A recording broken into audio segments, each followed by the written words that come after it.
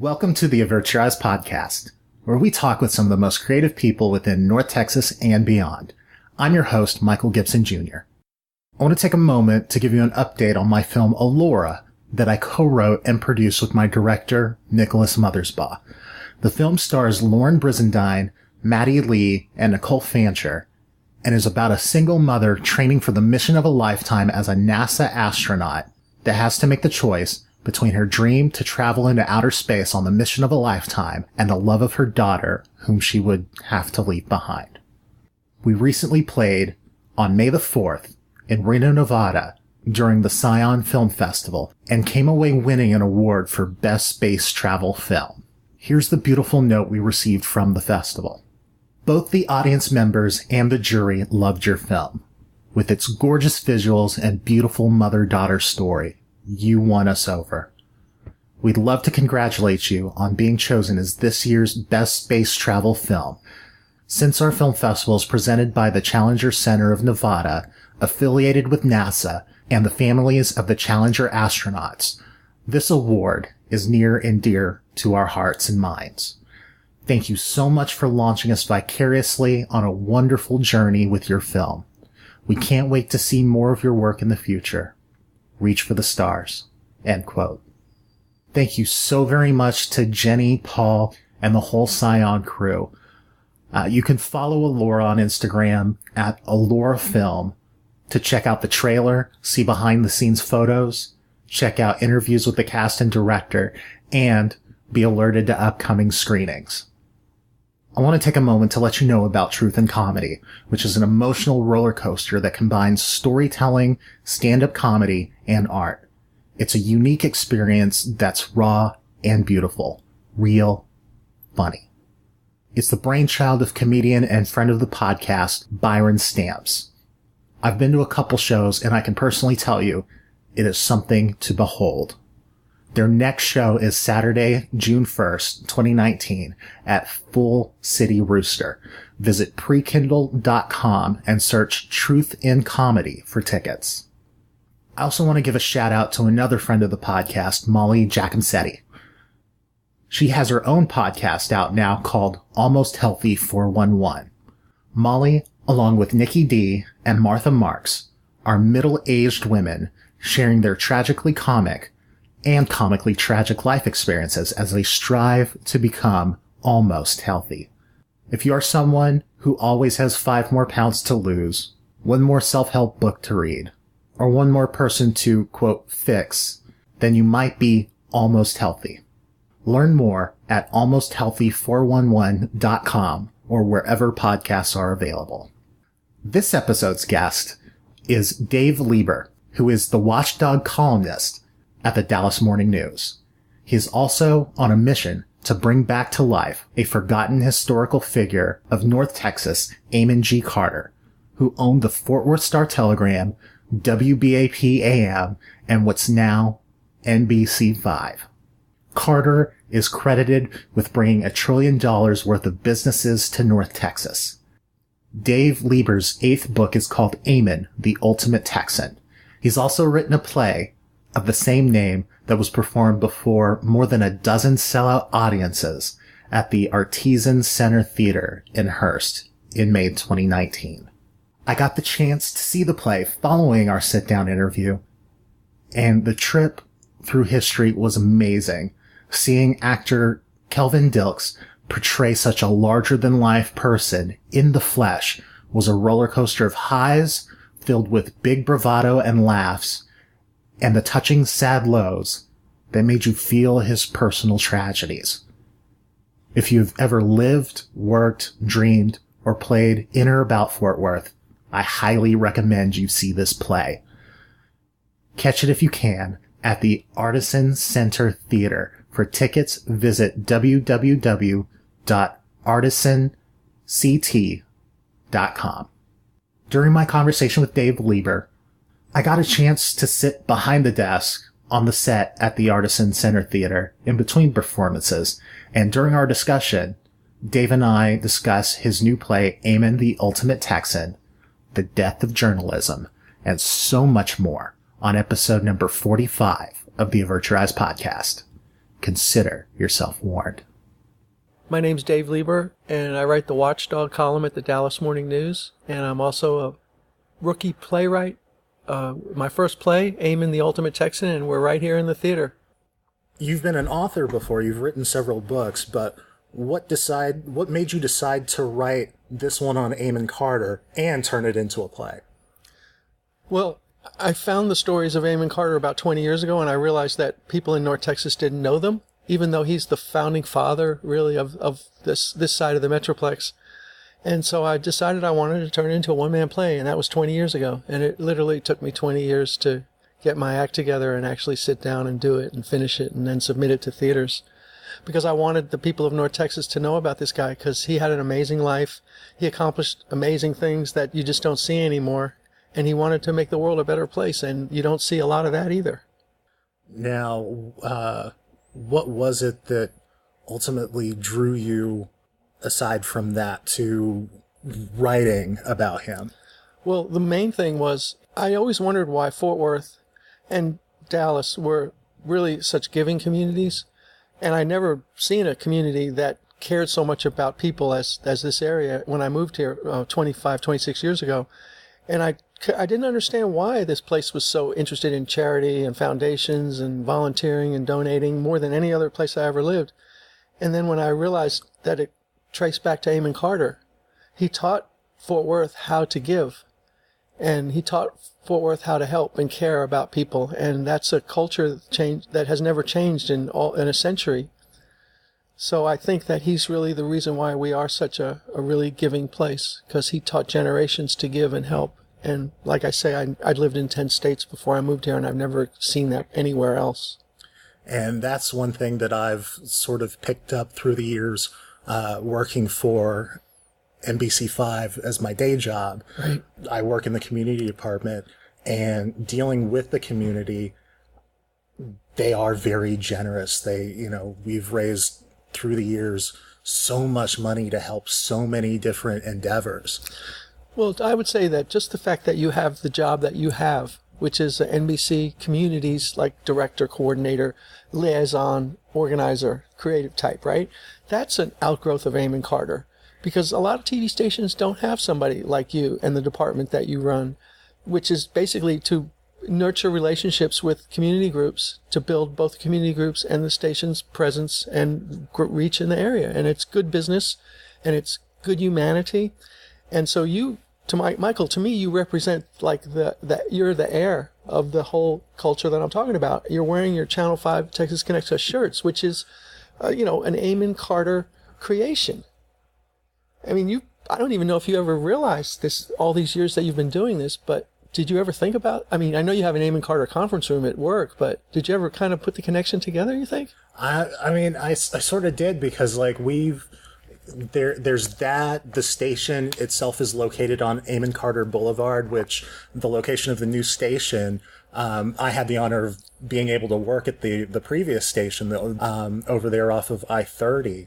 And I walked in, I was just like, I was just blown away that, the history of the people that have walked through these halls through all that year. So I was kind of sad at one point for us moving, but we've moved into this new building that's so technologically state of the art, and technology has grown so much through the years that we're making our own presence now. With the things that we do, we're creating new history and telling people stories in the community, which I deal with nonprofits and writing, producing, and edit public service announcements for the charitable arm of the station for events that we sponsor. But on the other side of that, I get to work very closely with the people in news that tell the actual people's stories.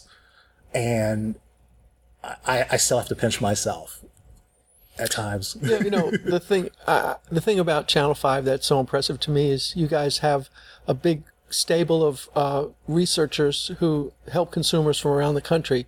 People don't realize it, but if someone calls an NBC affiliate in say St. Louis or in California with a problem they're having with a roofer, it's going to ring over to NBC5 on Amon Carter Boulevard, where people in your office are going to help those people in St. Louis or in Seattle, wherever it is. And that's another outgrowth, because TV stations don't do that. They don't have a whole army of helpers, but Channel 5 does. I would make the case that Channel 5, more than the Star Telegram and then more than WBAP AM, is the true heir to the Amon Carter culture right now. And that's why I wanted you to come to the theater. We're sitting in the theater where the play is being performed. We're having 3 performances of Amon the Ultimate Texan today. And I just wanted you to be in here so you could kind of feel. You're sitting behind the desk that Amon Carter used. There's a horse replica of the kind that was on his desk. There's a nameplate that says Amon G. Carter Sr., Publisher, Star Telegram. There's the phone, and there's the in and out box, and all the telegrams in the play from FDR and letters from Eleanor Roosevelt and all these people. So, this is probably as close as you're ever going to get to being Amon Carter, And I'm kind of laughing because now I'm looking at Amon Carter, and Amon Carter right here has dreadlocks, Which reminds me, when I wrote this play, I actually, then I went to see Hamilton, and I wrote the beginning of the play over in kind of a rap, just to play with it. So maybe before the end of this, I might want to do it for you. It's only about 6 lines, and I'm a terrible rapper. But it was like, what would this play be like if it was like a rap like Hamilton? Because I see a lot of similarities between this play and Hamilton. Hamilton was the founding father who was forgotten, and Amon Carter was the founding father who was forgotten. And plays brought them both back to life. Which, I think growing up myself, I was always kind of aware through the ether of Alexander Hamilton being one of the founding fathers. But, and you would hear about Amon Carter. Just, there's so many streets and so many, buildings and stuff. There's a museum, there's all this stuff. And, you always want to try to find out the stories behind the things that are around you that you don't even tend to give a second look at. Exactly. Yeah. So every day, you're in your car and you get off at Amon Carter Boulevard. And I'll just give you an example. You probably already know this, but that was the runway of the Amon Carter Airport. He was so upset that people had to drive to Dallas Love Field to fly from Fort Worth that he wanted to build his own airport. And he did, and it only lasted 15 years because DFW came of age and then they got rid of his. But every day when you drive to work, you're driving down the main runway of his airport, which is kind of funny. Which I think they put up in one of our other conference rooms. They have pictures of where the old airport was, where the runway was. I haven't seen that. Yeah, you should definitely come check that out the next time you swing by through the station. But let's go ahead and start back about your background. Tell everybody where you're from and how you ended up getting involved with the paper. Well, I grew up in Manhattan on the Upper West Side, and I left there when I was 18, and I went away to college, studied American civilization because I knew I wanted to be a newspaper columnist. And this is my 43rd year as a newspaper man. Wow. And I've been at the Star Telegram for 20 years. I moved here in 93, and then in 2013, I switched over to the Dallas Morning News. I've been there 6 years now, and I write the Watchdog column, which is an investigative column that comes out on Fridays and Sundays in the newspaper, and I expose wrongdoing and sometimes right doing in business and government. So that's how I ended up here, and I had a hard time fitting in when I got here because I was from New York and I didn't understand Texas. And the irony now, I guess, is that a New York boy has written really the ultimate Texas play about the ultimate Texan. But I guess sometimes maybe it takes an outsider to see things a little bit more clearly. This was just waiting to be done, this project, because nobody's done it and the stories are all there, and I'm surprised nobody's done it. But here we are. So I'm living the dream because I've written books, I've written magazine articles, I've written thousands of newspaper stories, but I've never written a play. And it turned out to be pretty funny. The lines that I wrote, they're not that funny, but when Kelvin Dilks, the actor who's playing Amon Carter, is done, they're hysterical. And you'll see that today if you can stay, because I didn't have this experience of having someone else read my lines, and it's really kind of magic. And I'm going off subject here, but he really did an amazing job because he had to memorize like 53 pages of script, which is about almost 2 hours of stuff, and he did it. This is a pretty impressive actor who's making us all look good. We're doing 17 performances, and it started with 8, and they keep adding performances. And they keep selling out. Yeah, and then they're going to try and move it to downtown Fort Worth is the next stop, because they'd like folks to be able to come see it without having to drive up to Hearst. What was it that made you decide on becoming a journalist? I wanted to go into politics. When I was 7 years old, I campaigned for Lyndon Johnson on the corner of 79th and Broadway, handing out flyers every subway stop. The people come out of Subway, and I'd give them flyers for Lyndon Johnson for president, and Bobby Kennedy for United States Senator from New York, and I was 7. And then when I was 8, I worked for John Lindsay for mayor of New York, and when I was 9, I worked for Nelson Rockefeller for governor. And I just kept working in politics until I was 14, and then Watergate happened, and I thought, man, that's really cool. I could be a journalist. And so I dumped the politics and just decided to write for the school newspaper, and loved writing. Wrote about the football player who got hurt and couldn't play anymore but walked the sidelines in a cast, and I felt really bad for him, so I wrote a story about him, and I think that was my first story. And then I went off to college and wrote for the school paper there, and had a lot of wild things happen in college with the newspaper, and realized I could make a living doing it.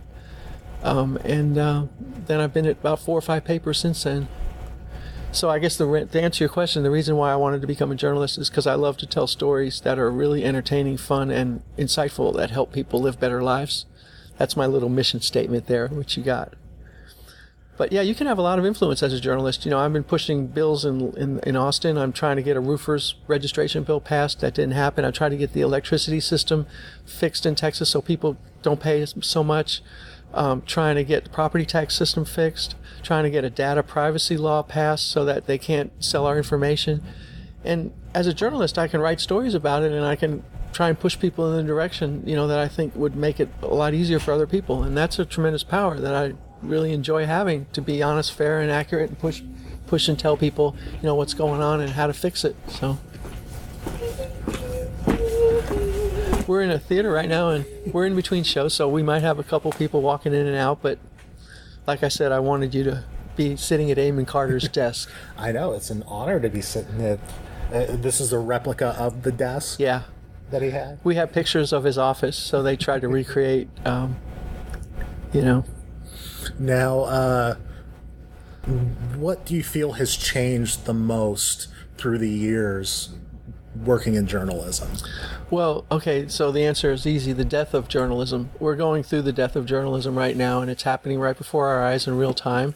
And it's mostly because of, I believe, the iPhone is the reason why people are not buying newspapers anymore, because, you have this magical...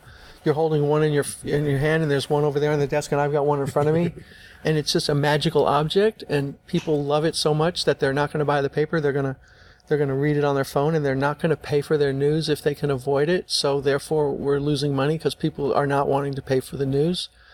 So I'm watching the death of journalism happen right before my eyes, and I don't think Americans realize it, but in a few years from now, they won't be getting a newspaper, not per se, at their front door anymore. This could be 3, 4, 5, 10 years away, but it's coming. And when that happens, you lose a lot. People don't know why they should run for school board or city council or county commissioner or be on the zoning board, because they don't know what the issues are. And they don't know who to vote for, and they don't know anything, because they're getting their news off Facebook, and half the time it's a bunch of BS, and the other half of the time it might be accurate, but we don't really know. So our society is really going down in the dumps now, because we're losing the ability to pass information on in an open way that we had for the last 500 years. It's become more political and less civic oriented too. Right. And then it's always interesting that people that I've talked with point that out, but also I think one of the things with social media is some of the websites that are out there become echo chambers. Right. And this podcast, I try not to be as political, as others can be, but there is a real danger in only hearing one side of things being reflected back at you. The way that societies should grow and do is you take in information and sides from other people, and both sides can end up coming away from conversations and grow, and we all come together more as a community. Yeah, because we don't have the shared experiences that we had 20, 30, 40, 50, 100 years ago, where everybody would see the same thing and could talk about it the next day. Now we're so fragmented that, you know what I mean? Because in the old days, the water cooler talk was always about the final episode of MASH. And now nobody watches I guess Game of Thrones is the exception, but 17 million people, they say, watch Game of Thrones, but there's 300 million people in the country. So there isn't anything that people all do together the way we used to. We're all fragmented, like you say. Some people are off on that end of the world. Some people are off on that end of the world. And so that's what's kind of cool about this play and this theater, because we're all having the shared experience of learning about Amon Carter. And that's a rare thing for me, to have a shared experience in a room with a lot of people. So I'm kind of enjoying watching their reaction and seeing how they react to this project. Now, what was your reaction to see this thing that you've written the book, you wrote the play, and to see it performed? Well, the first time I saw it performed, like on opening night, which was about 11 days ago, my whole body was so flushed with excitement that it was like I was floating 6 feet above the ground. And I couldn't believe that this was actually happening, something that I dreamed about for 20 years, that people would actually see this play. I still can't believe it. It's happening. It's the most exciting thing that's ever happened to me, because it's not about me, and it's not even about Amon Carter. The secret to this whole project's success is this is really about the audience, because it's about where they live and why Fort Worth and Tarrant County and North Texas is the way it is. And that's what I read when I read Jerry Fleming's book in 1998. He wrote a book called About Amon Carter, a biography. He's a former Star Telegram guy who's passed away. And I told him I wanted to turn it into a one-man play, and that was my dream. And the reason that I wanted to do it is because when I finished his book about Carter, I understood for the first time why this place is the way it is, how things are set up here, why the downtown, the stockyards, the Will Rogers, the airports, Lockheed Martin, American Airlines, Bell Helicopter. I now see that why it is the way it is. And until I had read that book, I didn't understand this place at all. I didn't understand the Star Telegram at all. And I got to the Star Telegram, and the first thing they did when I got there the first week was they assigned me to the picnic committee. And I was like, WTF, why am I on the picnic committee? I mean, I never heard of a newspaper that has a picnic committee. And it turns out it's because every year, going back for decades, they had a picnic that Amon Carter started for the employees. And this was a way for me to meet people in other departments and start to learn how to be social and civic. And that's like a freakish... You don't go to a newspaper to learn how to be social and civic, and form picnics. You go to report the news. But this paper was like, oh no, so like another thing, they sent me out my first week in 93 to sell newspapers door to door. I mean, I've been in papers 20 years at that point, and I'm trying to sell newspapers door to door in Colleyville. They wanted me to feel what it was like to sell the paper to somebody. I mean, I didn't understand it right away, but then I began to see this paper is like no other paper I've ever worked at. And it's, even though Carter had been dead for like 38 years by the time I walked in there for the first time, this spirit just hovered over that building. I mean, you could still feel it. Yeah, like my father, I remember, he worked for one of the airlines, and they had a company picnic. I remember going to, I don't think we ever went to any of those picnics, but I remember they would throw a Christmas party and getting to interact with all the families and stuff. And, I thought that was a very special thing for, companies to be doing. Yeah. Okay. So the Star Telegram would give away millions of dollars when I was there, right, to the community. And one of the things they did was a United Way video every year. They just didn't ask you to donate to United Way. They made a video, and they spent a lot of money on it. And one year I was one of the stars of it, and it was a ripoff on Jerry Maguire, because it was a show me the money, Yeah. And so we hired like a filmmaker, and we wrote scripts, and we spent 2 days making this movie, and then we showed it to everybody in the company, and then they donated. And again, newspapers don't do that. I mean, the Star Telegram doesn't do that anymore, but newspapers don't do that kind of civic outgrowth and outreach. But that paper was just, it taught me, okay, so when I grew up in Manhattan, I didn't really communicate with people. I didn't talk to people because, you might get yourself killed. It's dangerous. There was no giving, sharing, helping culture. And, I get here and I saw that you can really move mountains here if you get involved. And so I started helping in different charities and learning how the charities worked. I learned a lot real quick.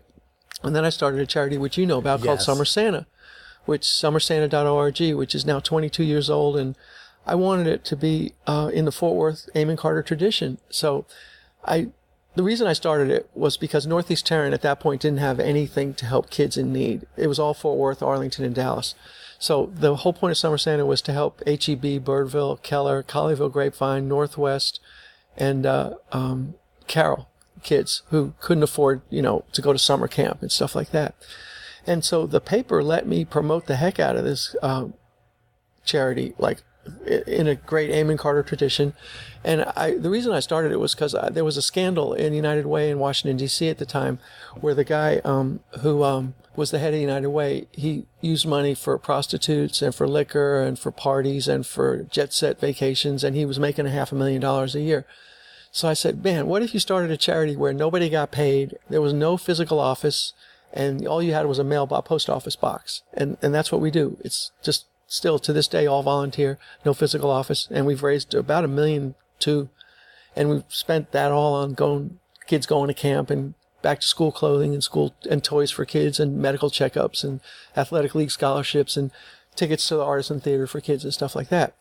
And the Star Telegram let me build that in their house.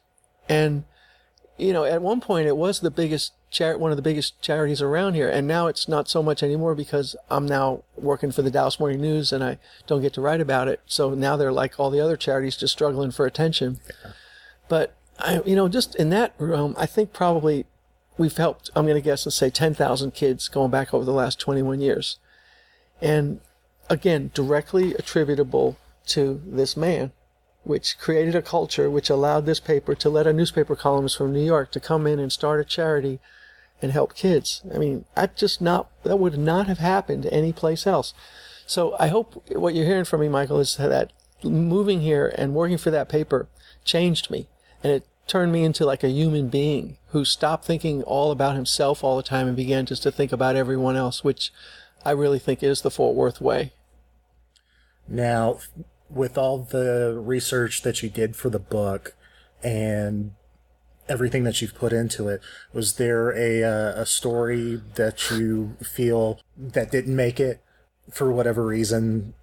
Yeah. What was it? And well, there was a lot of great stories that didn't make the book and didn't make the play, but the one that hurts me the most that didn't make the book, and well, it made the book, it's in the book, but it's not in the play, is the Bonnie and Clyde story.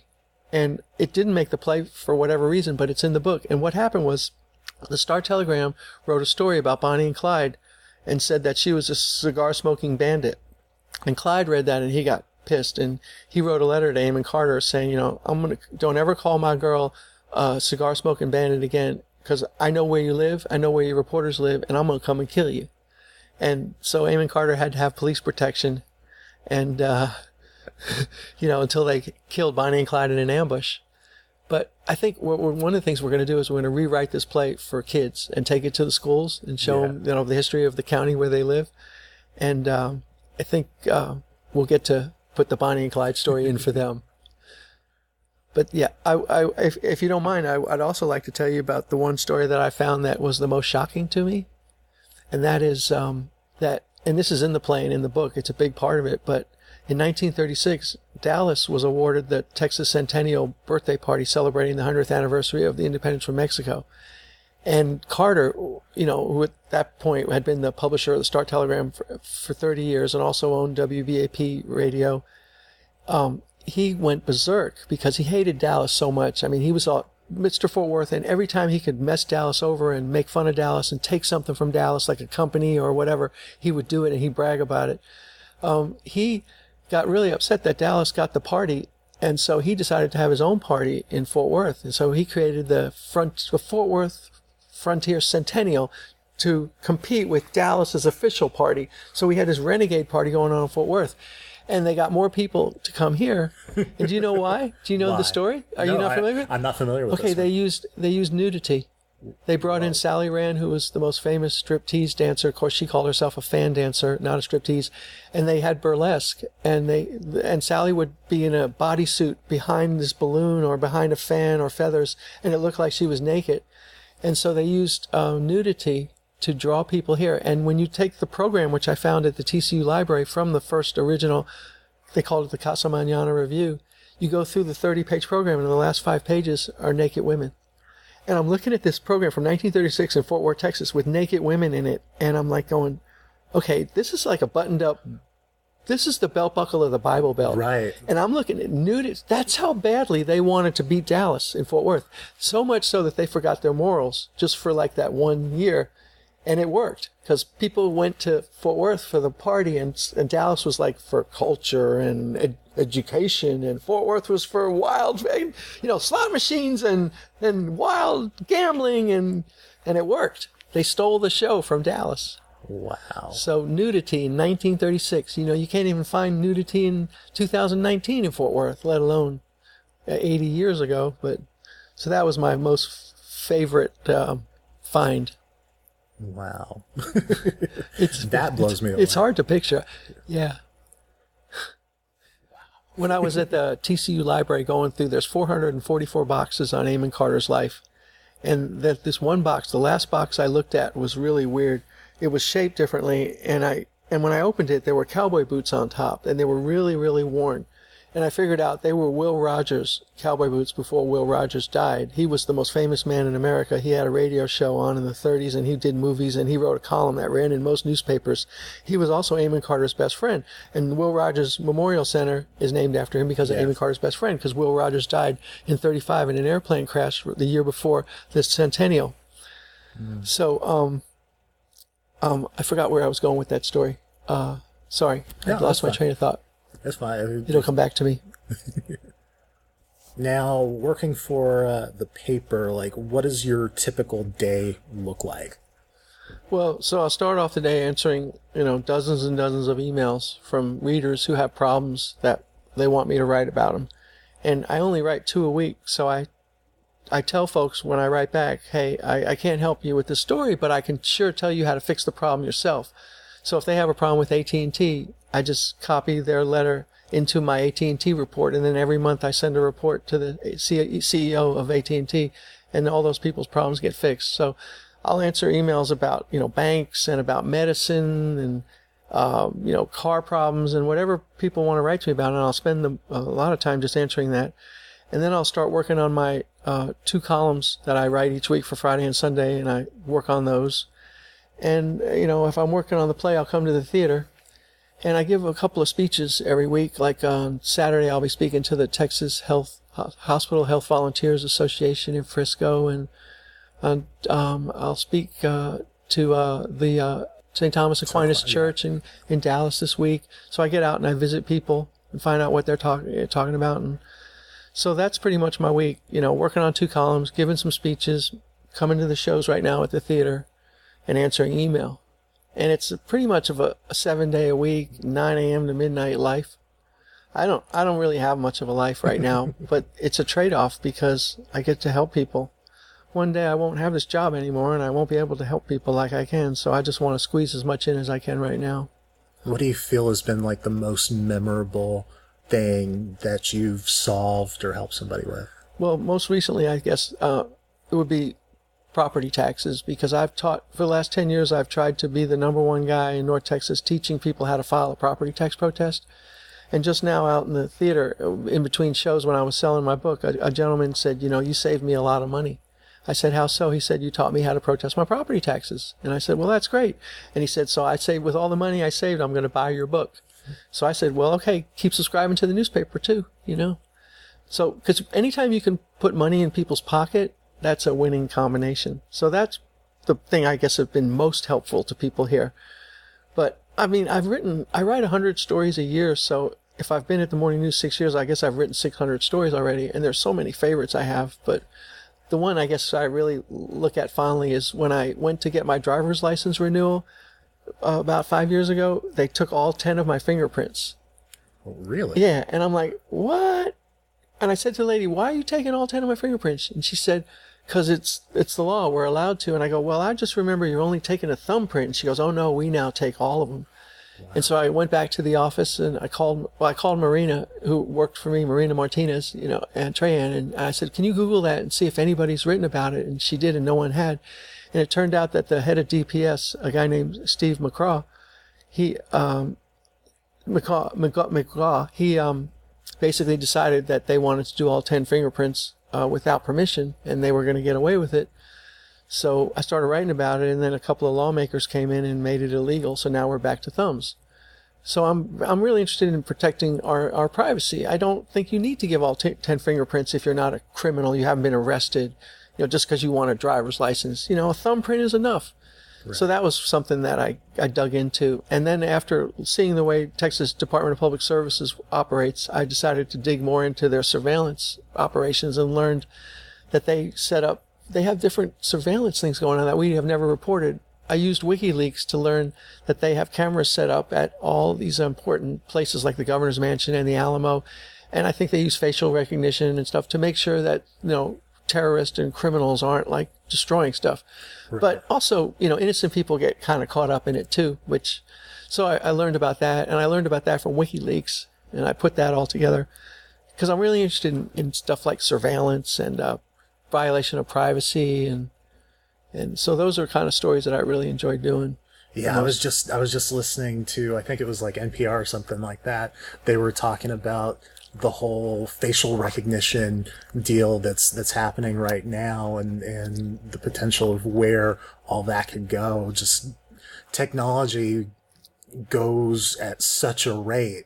They release stuff and people will throw it out there, but then, the people need to take the time to be like, okay, well, what are we doing? What are the implications of all this stuff that we're right. putting out there? Right. Nobody really stops to think about that.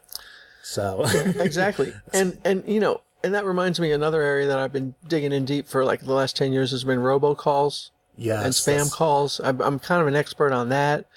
There's just a bunch of topics that I like to go back to all the time. And those are the topics that people write to me all the time, complain about, like electricity.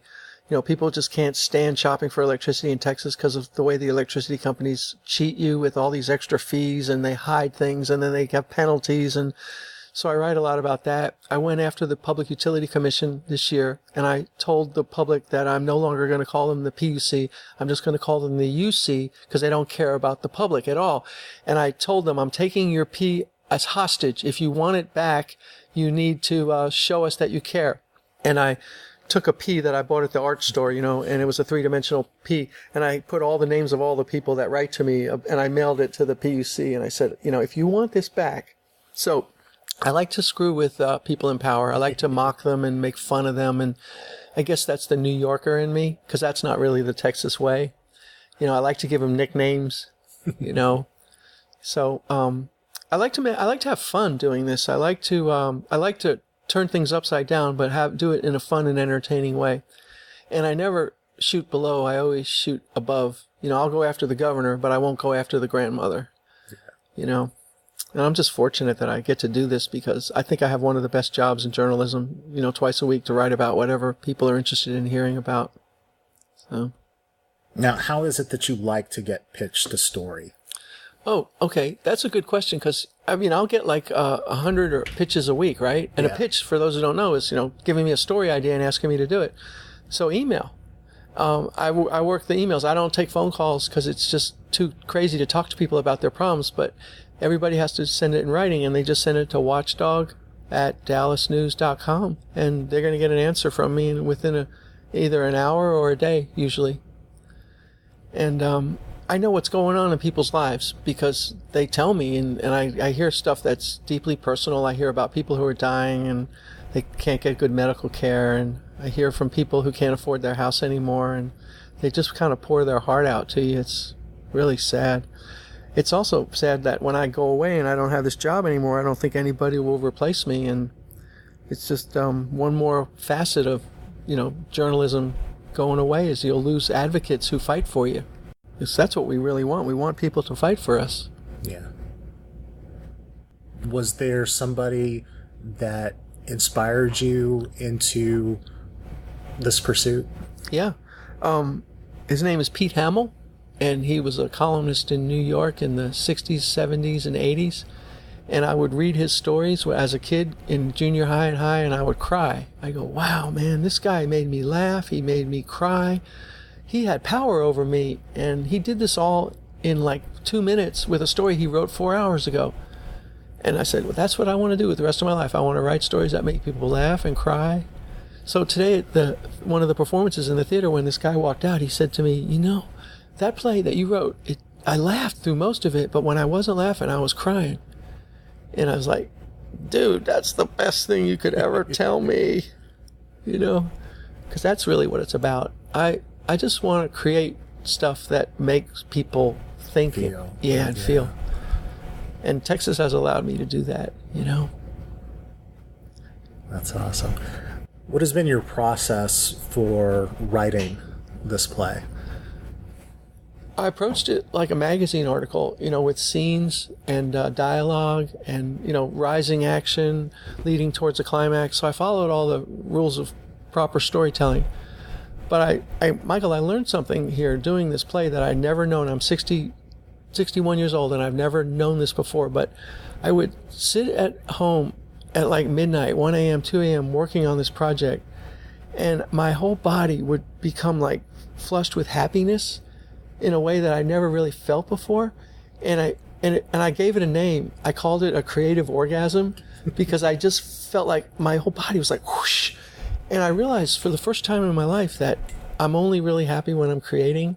And when I was in that room and I was creating this play and this book, I was really happier professionally than I've ever been in my life, you know, which is ironic because all I do is write and create, but I never felt that way before. And it was an amazing feeling, and I've gotten bit by the bug, and I want to write another play now. Any idea as far as what that topic will be on? Yeah, I want to write a play about scammers. Okay. I want to be a musical comedy. I want to write it with my wife, Karen, and I want it to be about the people who are overseas in the fictional country of Scamavia, who call over here and steal our money and sing songs like, you know, "We hate Americans," and you know, just make fun of that whole scammy underworld that exists today that nobody knows how to stop.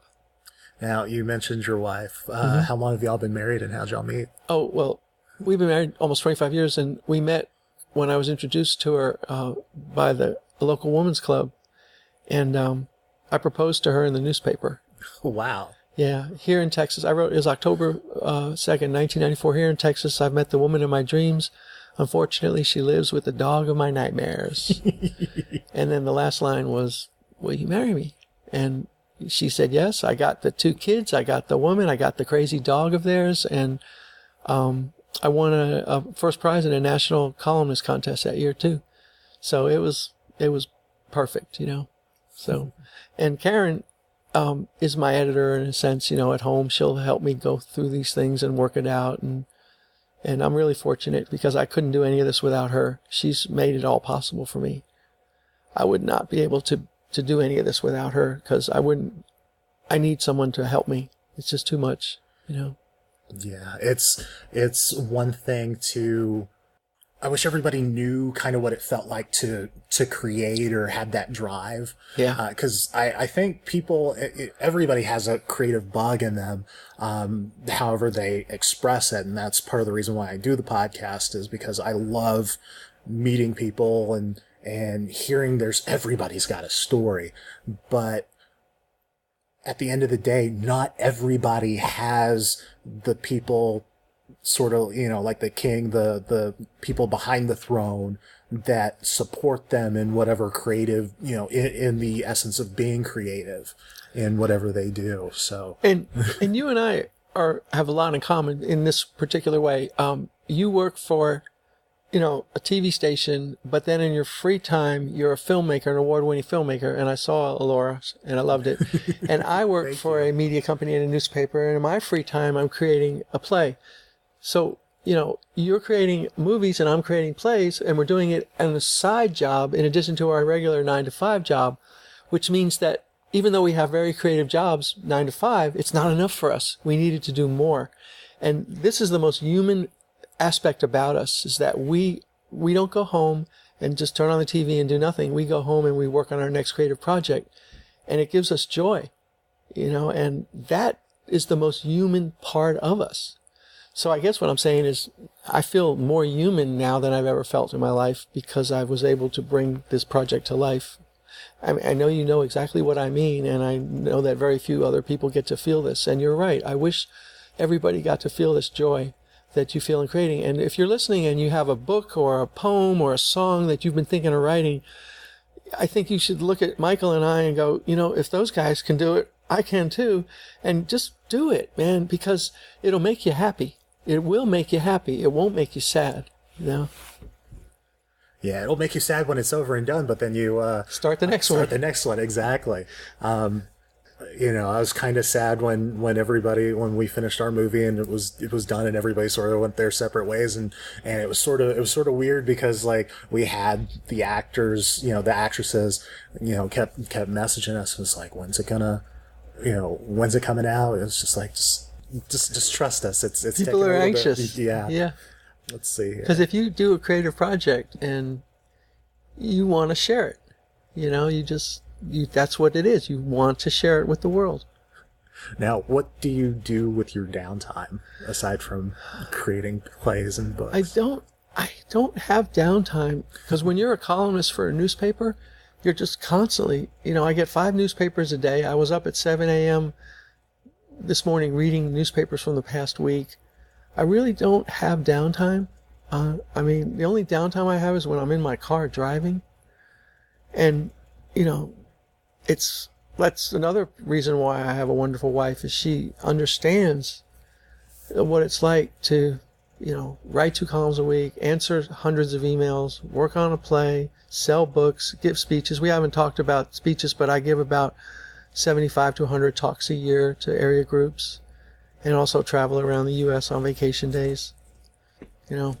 Where can people find out more information about those speeches? DaveLieber.org. And if they go to DaveLieber.org, they can see my TED Talk, which is The Power of Storytelling to Change the World, which is a real funny talk. Now, for your play, what was the audition process like to find... find Kelvin? Yeah. So Kelvin Dilks at Birdville ISD School where plays Eamon Carter, and the audition process was simple.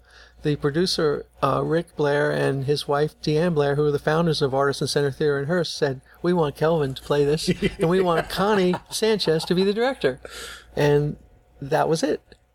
Because they knew that those two could work really well together, because they've been working together on drama projects. They're both retired teachers from Birdville ISD. And they also knew that Kelvin could play the role, and they knew that Kelvin had a huge following among all his former students in Birdville, and they would come see him at the play, and we're getting a lot of students who are coming to see their old teacher. So it was a pretty brilliant casting decision, I thought. But no, I didn't have any input in it, and there really was no actual formal audition that I know of. So that's awesome to be given that people that they trust. Yeah. With your vision and to be able to put on this play. I'm excited to see it. I handed it off to them. I said, I trust you guys, so take my script and do what you want to do with it. And they added some really important things to it, like they added engagement with the audience. There's a lot of back and forth talking with the audience, which I didn't have in there. And that makes the play much, much stronger. I trust these people. There was a team of 4. Me, Rick Blair, the producer, Connie Sanchez, the director, and Kelvin Dilks, the actor. And this is the best team I've ever been on. They really punched it hard for 4 months. And they accepted it on January 1, and the first performance was May 9th. So in about 4 months, they put this whole thing together. What is it that you want people to come away with? Well, I want people to be transformed about 2 things. I want them to understand Fort Worth and how it is the way it is, why it is the way it is, and by extension, North Texas. And I also want them to understand that you have to, as Eamon Carter said, you have to live with your community, not off it. And you've got to be involved, you've got to participate, you've got to help others, you've got to care. And that's what he meant when he said you've got to live with your community, not off it. So those are the two concepts that I really wanted people to walk out with. Aside from laughing and crying and learning about the history, I wanted to go deeper. And then as we start to wrap up, I have a couple questions that I typically ask all my guests. So, what do you feel are some of the pitfalls that people can fall into wanting to become a writer? Well, it takes like 20 years to learn how to be a really good writer. The first 20 years, you're like learning and struggling and making mistakes. But then after like 20 years, you actually figure it out. So you've got to stick with it, and you've got to rewrite it over and over and over again. You've got to read it out loud. You've got to look at it backwards and forwards. You just can't put down a first draft and expect it to go. You got to have an editor. You got to treat it like with the utmost seriousness and importance, and just spill your guts out on the page. Just let it all pour, man. Be vulnerable, be emotional. Don't hide. Share the things you love and share the things you hate, and feel and pay attention to what your audience cares about. So a main pitfall would be not listening to the community and caring what you care about and not caring what they care about, because they won't buy your product. They won't buy your book if it's not something that interests them. There's a great expression that I know. It's called no joy for the writer, no joy for the reader. No tears for the writer, no tears for the reader. So I've got to feel joy and tears myself before I can pass it on to you. And you got to work at that. You just can't all of a sudden feel it. You got to get yourself in a frame of mind where you actually open your pores and your emotions come out. It's hard, but it's worth it, because it's sensitive, being sensitive and vulnerable. How do you define success? Oh, wow. How do you define success? I guess I would define success as if the dreams you have about what you want to do with your life come true. How do you define happiness? For me, happiness is not being sad. It's like one or the other. I'm either sad or I'm happy. So I would say not being sad would make me happy. Yeah.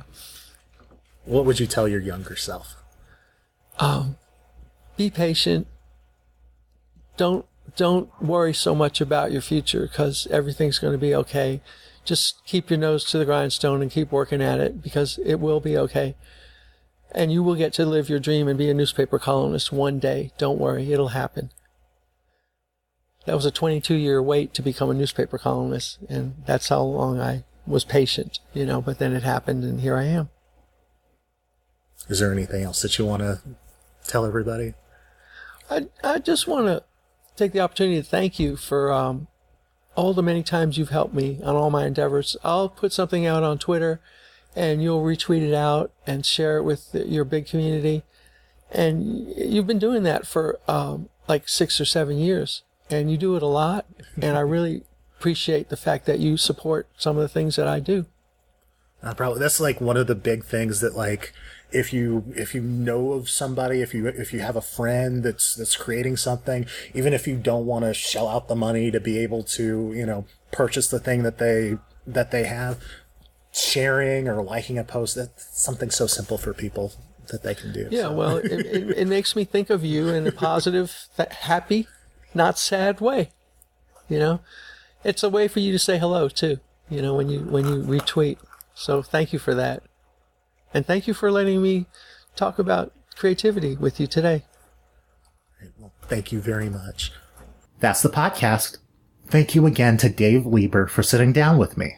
You can read his Watchdog columns in the Dallas Morning News. You can follow his upcoming speaking engagements at davelieber.org. And, of course, see his play, Amen, the Ultimate Texan, at the Artisan Center Theater. For tickets, visit www.artisanct.com. Keep up with the Avert Your Eyes podcast, or check out past episodes by visiting our website, avertyoureyespod.com. There you will find everything you need to subscribe to the podcast, with links to Apple Podcasts, Stitcher, Spotify, Twitter, Facebook, and so much more, including podcast merchandise. go to www.avertyoureyespod.com and don't forget to leave a comment or review. Thank you so much for listening. I'm Michael Gibson Jr., and until next time on the Avert Your Eyes podcast, consider yourself warned.